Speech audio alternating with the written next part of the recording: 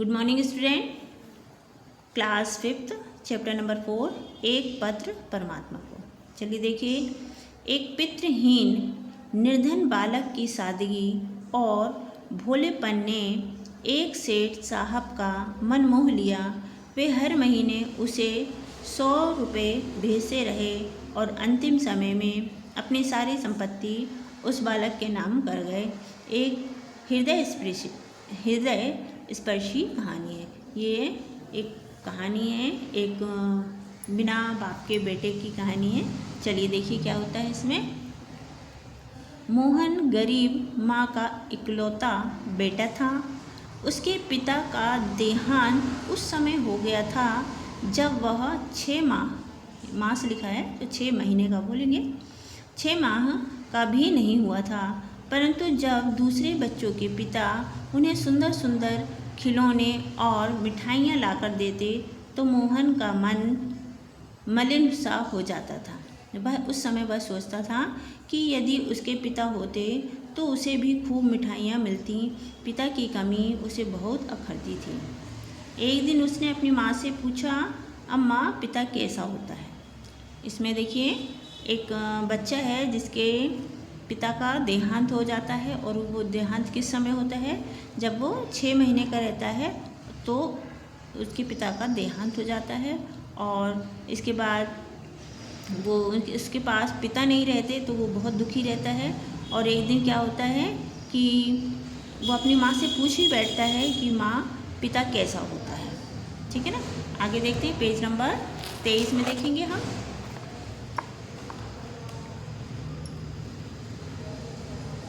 चलिए देखिए,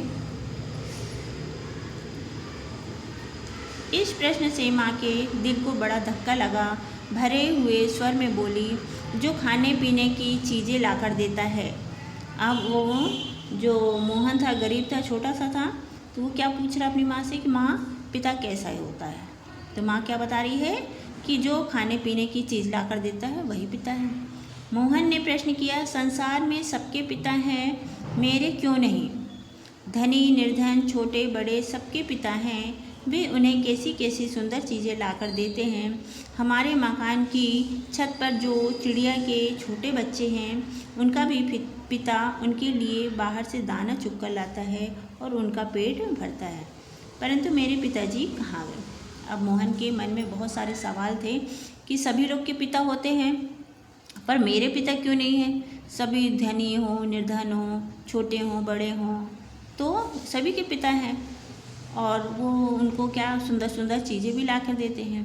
और ये भी बताता है कि जो मकान है अपना, उसकी छत पर एक चिड़िया रहती है और वो चिड़िया भी अपने बच्चों को क्या लेकर आती, बाहर से दाना लेकर आती और चुगाती है। इस तरह से वो उनका पेट भी भरती है। पर मेरे पिताजी कहाँ गए। माँ अपने बच्चे के दुर्भाग्य पर रोने लगी, परंतु वह बराबर अपने प्रश्नों पर अड़ा रहा। अम्मा बता देना मेरा पिता कहाँ है। अब क्या हुआ, जो माँ थी वो बहुत ही दुखी थी और उसे अपने बच्चे के भाग्य पर बहुत रोना आ रहा था। तब इसके बाद भी मोहन बार बार अपनी माँ से क्या पूछ रहा था, मेरा पिता कहाँ है। माँ ने उत्तर दिया, तेरा पिता मैं हूँ।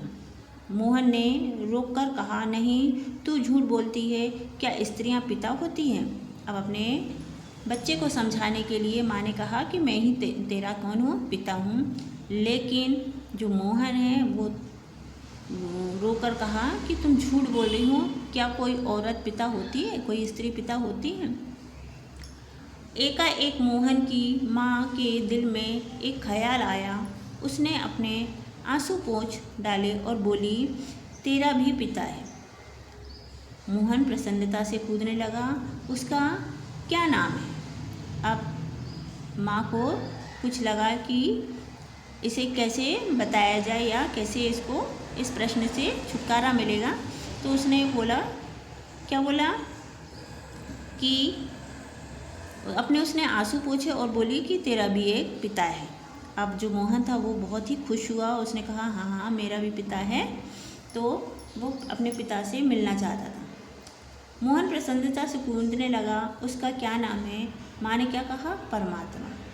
वह कहाँ रहता है? आकाश में। ये कौन बोल रहे हैं? माँ बोल रही है। मोहन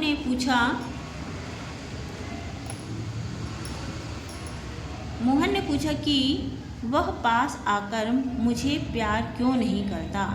माँ ने उत्तर दिया, तू शरारत करता है ना, इसीलिए। अब मोहन अपने माँ से पूछ रहा है कि वो मेरे पास क्यों नहीं आता है और मुझे प्यार क्यों नहीं करता है। तब माँ क्या बोलती है कि तू शरारत करता है, इसीलिए तेरे पिता तेरे साथ नहीं रहते।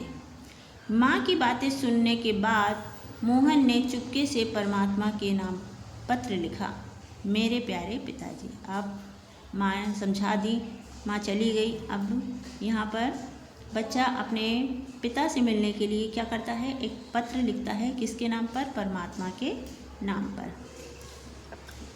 आगे देखें, तुम मुझसे क्यों रूठ गए हो? सबके पिता अपने बच्चों से प्यार करते हैं, पर एक तुम ही हो जो कभी मेरे पास नहीं आते। इसका क्या कारण है? अम्मा कहती है कि तुम इसलिए घर नहीं आते कि मैं शरारत करता हूँ। यह तुमसे किसने कह दिया? अब मैं बिल्कुल शरारतें नहीं करता। जो मोहन है छोटा सा, वो किसको पत्र लिख रहा है? परमात्मा को अपना पिता समझ के। अब उसने पत्र में क्या क्या लिखा कि आप यहाँ मेरे पास क्यों नहीं आते, आप मुझसे प्यार क्यों नहीं करते हैं?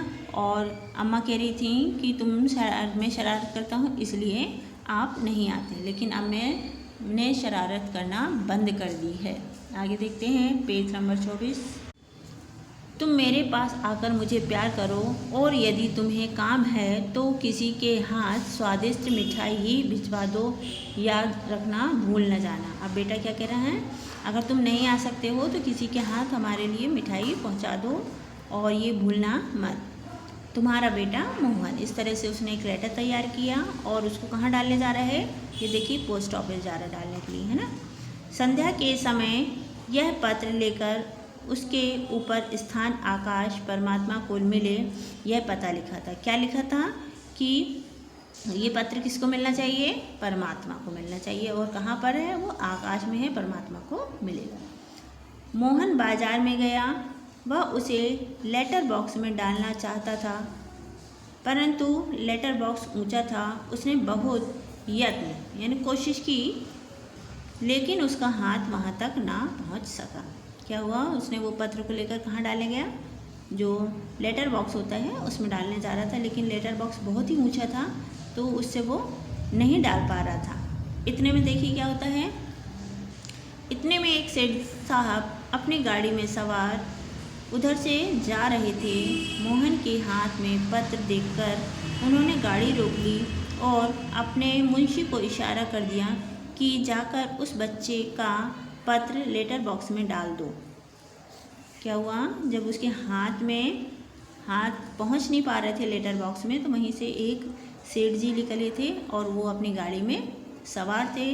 मोहन के हाथ से पत्र उनको डालते हुए देख रहा था और उसने क्या करा? अपने जो ड्राइवर को उसको रोका और कहा, जो उसके पीछे मुंशी बैठा था उससे कहा कि जाओ ये जो लेटर बच्चा लिया है उसको कहाँ डालना है?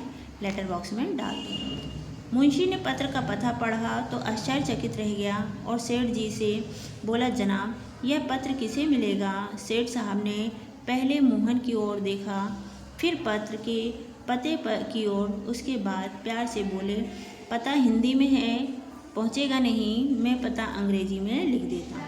अब सेठ जी क्या करे कि ये जो तुम्हारा लेटर है वो किस में है? हिंदी में है, तो ये पहुंच नहीं पाएगा और मैं इसका जो एड्रेस है वो किस में लिख दूँगा? इंग्लिश में लिख दूँगा, तो ये पहुंच जाएगा। यह कहकर उन्होंने पता काट दिया और अपना पता लिख दिया। दूसरे दिन सवेरे पत्र सेठ साहब के पास पहुंच गया। क्या हुआ? उन्होंने जो लेटर लिखा था उसमें, पत्र जो लिखा था उसमें सेठ जी ने क्या किया? अपना एड्रेस दे दिया और वो दूसरे दिन कहाँ पर पहुँच गया? लेटर उस सेठ के पास पहुँच गया। आगे देखो, उसे पढ़कर उनके दिल पर ऐसा असर हुआ कि वे घंटों रोते रहे। अनाथ बच्चे की सादगी और भोलेपन ने उसके मन को मोह लिया। मुंशी को बुलाकर बोले, इस लड़के के मकान का तुम्हें पता है ना? मुंशी ने कहा, जी हाँ, आपकी आज्ञा के अनुसार कल देख आया था। ठीक है। इसके बाद देखिए, सेठ साहब ने 100 रुपये निकाल कर उसे दिए और कहा, जाओ ये रुपये उसको दे आओ, परंतु देखना मेरा नाम ना लेना। यदि वह पूछे तो कहना कि परमात्मा ने दिए हैं। सेठ जी ने अपने मुंशी को क्या करा, पैसे दिया 100 रुपये और कहा कि लो उसके घर में दे आना, पर ये पूछे कि किसने दिए तो ये मत बताना, और क्या बताओगे, परमात्मा ने दिया है। चलो आगे। इसके बाद हर महीने 100 रुपये मोहन की माँ के पास पहुँचने लगे। वह दिल ही दिल में आशीर्वाद देती थी, पर गरीब को यह पता न था कि इसको भेजने वाला कौन था। जो मोहन की माँ थी उसको ये पता नहीं था कि ये पैसे कहाँ से आ रहे हैं, और उनको क्या देती थी, आशीर्वाद भी देते जाती थी। आगे देखिए पेज नंबर।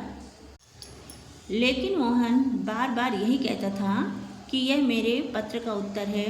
परमात्मा को विश्वास हो गया कि मैं सचमुच नेक लड़का हूँ, इसलिए तो हर महीने मिठाई का खर्चा भेज देते। इस तरह कई साल बीत गए। जब मोहन जवान हुआ तो उस पर भेद खुला। सेठ साहब के आगे कोई पुत्र न था। मरते मरते वे सारी संपत्ति मोहन के नाम लिख गए। क्या हुआ, ये जब हमेशा 100 रुपये आते थे तो मोहन को विश्वास हो गया था कि मैं बहुत ही नेक लड़का हूँ, सच्चा लड़का हूँ, इसलिए मेरे मिठाई के खर्चे का पैसा कौन दे रहा है, परमात्मा दे रहे हैं। काफ़ी साल बीत गए। इसके बाद जो मोहन था वो क्या हो गया, जवान हो गया, और इसके बाद उसका इस रहस्य पर पर्दा खुला। सेठ जी के भी कोई पुत्र नहीं थे, तो सेठ जी ने मरते समय अपनी सारी संपत्ति किसके नाम रख दी, मोहन के नाम रख दी। चलिए आगे शब्दार्थ करना है आपको, अपनी कॉपी में शब्दार्थ करने हैं, ठीक है ना। चलिए देखिए, अपरिचित, अजनबी, मलिन, मैला, उदास, इकलौता, माँ बाप का अकेला, बारंबार यानी बार बार, संपत्ति, जायदाद, प्रश्न, सवाल, विचार, ख्याल, संध्या, सायकाल, धन, दौलत, संसार, दुनिया, निर्धन, गरीब, यत्न, कोशिश, चीज, वस्तु। तो बच्चों ये आपका चैप्टर नंबर 4 कंप्लीट हुआ। इसके शब्दार्थ अपनी कॉपी में लिख लेना, और जब अगली क्लास होगी तो इसकी प्रश्नोत्तर एक्सरसाइज कराएंगे, ठीक है ना।